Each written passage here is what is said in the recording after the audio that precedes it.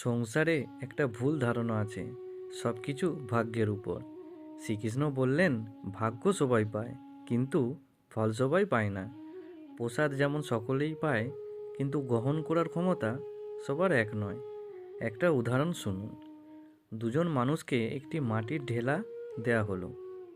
একজন সেই মাটি দিয়ে পথচারীর দিকে ছুঁড়ে মারল, আরেকজন সেই মাটি দিয়ে নিজের জন্য একটা কুঁড়ে ঘর বানালো। মাটি এক, ফল আলাদা, কারণ অনুভূতি। রাধে রাধে।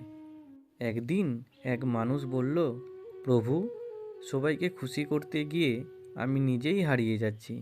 শ্রীকৃষ্ণ বললেন, যে প্রদীপ অন্যকে আলো দিতে দিতে নিজেই নিভে যায়, সে কাউকেই রক্ষা করতে পারে না।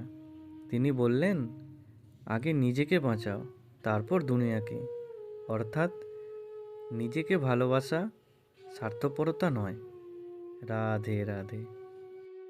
একদিন এক ভক্ত শ্রীকৃষ্ণের পায়ে বসে বলল, প্রভু, আমার জীবনে আর কিছুই বাকি নেই, সব শেষ হয়ে গেছে।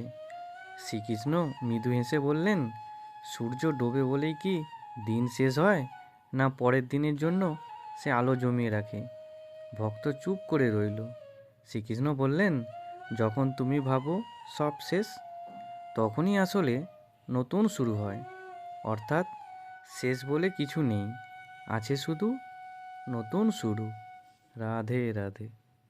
একটা শুকনো পাতা গাছ থেকে ঝরে পড়ে। মানুষ ভাবে এর আর কোনো মূল্য নেই, কিন্তু সত্যটা জানেন?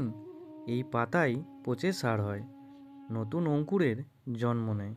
আপনি যদি পড়ে যান, ব্যর্থ হন, তাতে জীবন শেষ নয়। প্রশ্ন হলো, আপনি কি আবার উঠবেন? রাধে রাধে।